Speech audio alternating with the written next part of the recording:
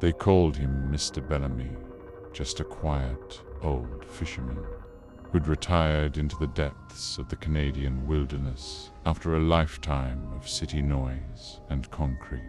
He wasn't looking for peace, exactly, just a little silence.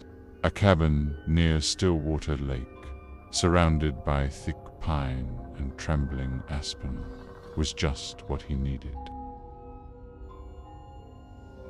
Every morning, Mr. Bellamy would row out across the calm water, lines in the breeze, thoughts drifting like the mist over the trees.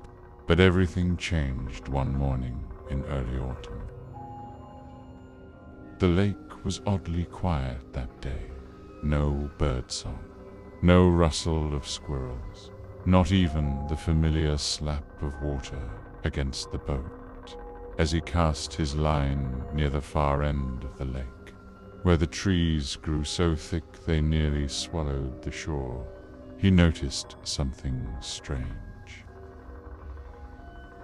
Two girls, standing just at the edge of the tree line, pale as the morning fog, hair black and wet, both dressed in old-fashioned white gowns that clung to their bodies like they'd just crawled out of the water.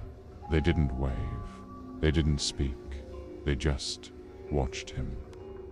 Startled, Mr. Bellamy called out, but they were gone before his voice echoed back.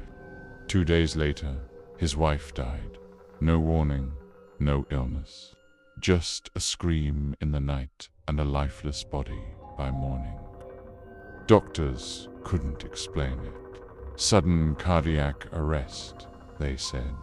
It happens. But something in Mr. Bellamy twisted when he heard that. He'd never believed in curses or omens.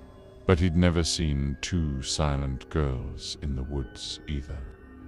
At the funeral, as the priest muttered prayers over the casket, Mr. Bellamy looked up across the cemetery and froze. They were there again, two girls, same white dresses, watching from behind the tree line. They didn't move, didn't blink, just stared. By the time he scrambled through the gravestones toward them, they had vanished once more.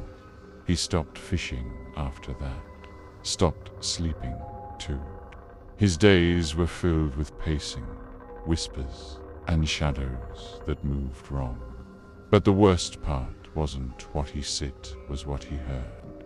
Every night he'd wake to water dripping on the floorboards. But when he checked, everything was dry. Then the voices began, faint, childlike, giggling. Do you remember us? He didn't, but he was starting to think maybe he should. Obsessed, he dug through old local papers, town records, anything he could find about Stillwater Lake. What he found chilled him to the core. 30 years ago, twin girls Lena and Maribel Cormier drowned in the lake after wandering off from a family picnic. Their bodies were never recovered. Locals believed the lake had kept them.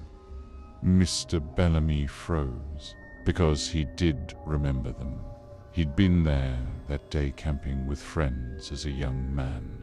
He remembered hearing the screams, the parents searching, the chaos, and how he and his buddy had quietly snuck away because they hadn't just seen the girls. They'd been the last to speak to them. They'd dared them to go swimming, told them it'd be fun, told them they'd watch, but they didn't. They laughed and left, and now, 30 years later, they'd found him. That night, Mr. Bellamy walked out to the lake. He didn't take his rod, didn't take a flashlight, just stood at the water's edge, moonlight painting the surface silver. And then they came, hand in hand, to girls in white. Only this time, they spoke. You finally remember. They smiled. Now come join us. They stepped into the water. He didn't scream the next morning. The boat was found floating, empty, in the middle of the lake. No body, just 2 small handprints on the inside of the hull, wet and child-sized.